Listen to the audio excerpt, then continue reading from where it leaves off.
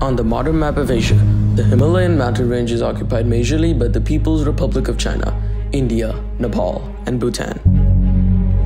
But if you go back 70 years ago, you will see that Tibet once covered the majority of the Himalayan plateau. Tibet's one and only chance of becoming an independent nation faded when the young and powerful communist nation took over innocent Tibet by using the deceiving diplomacy of the 17-point agreement. We've been liberated!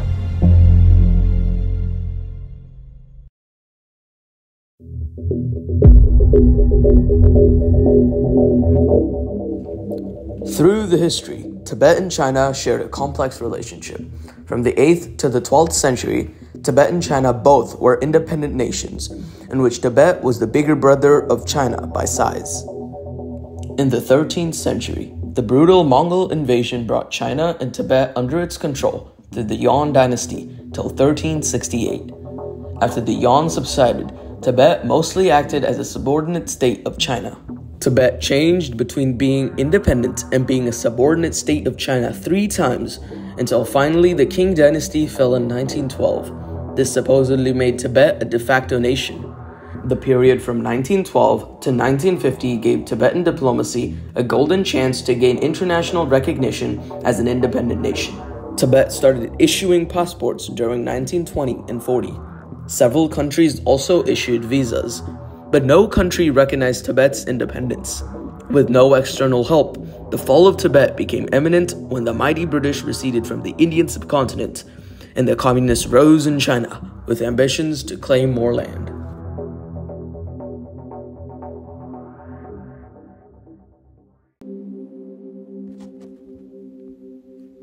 There are many reasons why China wanted Tibet.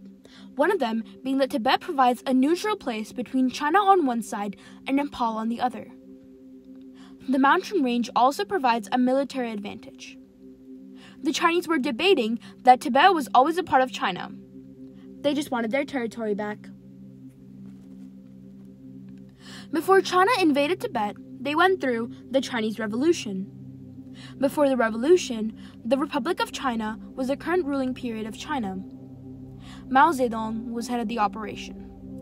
He and his army kicked the dynasty out of power, which then led China to be considered a communist country. The Communist Party was founded in Shanghai, and that was the beginning of the communist government. After the revolution, the People's Republic of China, also known as the PRC, were in charge. Their interests turned to Tibet. Chinese men started invading Tibet, and in January of 1950, the Chinese broadcasted on Radio Lhasa primarily about countering Chinese propaganda in Tibet. But on January 31st, 1950, Radio Lhasa rejected China's claim that Tibet is a part of China and said that Tibet has been an independent nation since 1912. China has always been wanting Tibet. It just never became possible. But under the new rulers, they had a pretty good chance of getting the land that they have always wanted. Throughout a couple of months, the People's Republic of China sent military men to invade Tibet. Tibet was now held hostage, and that's when the Chinese government officials gave the threat to Tibet.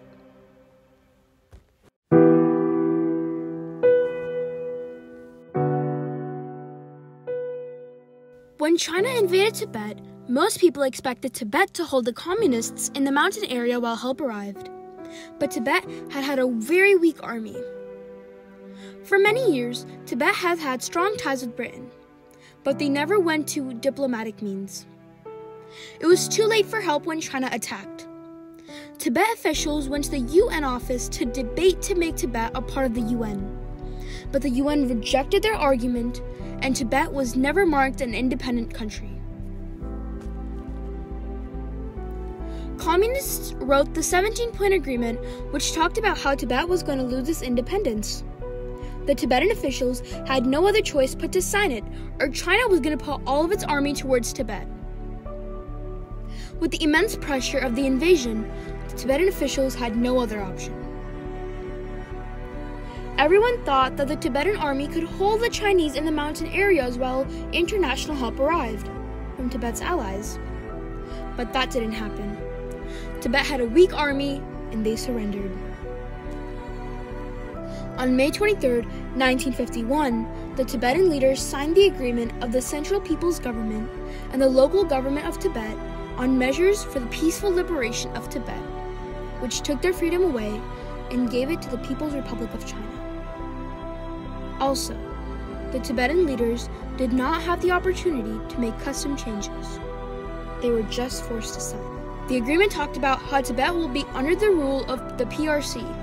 The Dalai Lama and the Panchen Lama's status and functions will not be changed. The Tibetan military officers will be a part of the Central People's Government, and the Central People's Government will be handling all of the affairs of Tibet.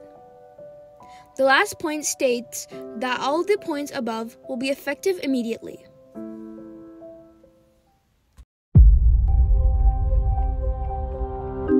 After the 17-point agreement was signed, Tibet lost a lot, including its legal status of being a de facto nation. The agreement caused the entire area of Tibet to be split in half. This created a west portion and an east portion. The east side, which included Amdo and Kham, were totally annexed. The reduced western portion was liberated and marked as the Tibet Autonomous Region. For the Tibetan people, religious practices mattered more than the notion of a physical country. They thought that the promises of the agreement would preserve their religion, customs, and rituals. Although the agreement saved Tibet from being wiped out of existence, issues have occurred, including the exile of the Dalai Lama. With the recent victory of the Chinese Revolution, Mao Zedong wanted a country of people with no religion, and after claiming Tibet, the only barrier between Tibet and China is religion. What Mao was now going to do will oppose the fourth and the seventh point of the agreement, which states that the functions and powers of the Dalai Lama will be preserved and the religious customs will be respected. In March of 1959, communist anti-religious legislation caused revolts. The Dalai Lama was under serious threat and was forced to leave his homeland. He and many other men escaped to India. During the revolts in March of 1959, the Chinese adopted brutal repressive measures against the Tibetans, such as being allegedly executed, imprisoned, or starved to death in prison camps. Mao soon realized that to eliminate religion in Tibet, they need to take control of the school system, which counters the ninth point of the agreement. Then, just a few days ago, I received one information. Some school, the Chinese local police raided and they search different books in the students' home. And they, all the book, Tibetan Tibetan text, or Tibetan some books, they all remove. And now on, they only can read and keep those book which officially issued. So really it's a tightening. It has been 71 years since the 17-point agreement spared Tibet by making it autonomous, but some issues have occurred. PRC officials now have strict border rules which do not allow foreigners to visit Tibet and do not allow Tibetans to leave. Though the 14th point of the agreement states that China will coexist with other countries around Tibet, the Chinese have dammed Tibet's fresh water, which supplies water to the majority of the world's population, making Tibet a vital epicenter. Though the 7th point states that religions and customs will be respected and that monasteries will be protected, the exile of the Dalai Lama caused a cultural revolution, in which the Chinese government demolished countless temples and monasteries of Tibet. And now, donation sites have been risen to save Tibet. Though the entire agreement was meant to preserve Tibet, the supposed liberation of Tibet now became more of an occupation. China used the 17-point agreement as a way to take over Tibet. They did not abide by the promises of the agreement. The 17-point agreement is non-existent today, but its effect is still as felt as Tibetans continue to struggle for independence.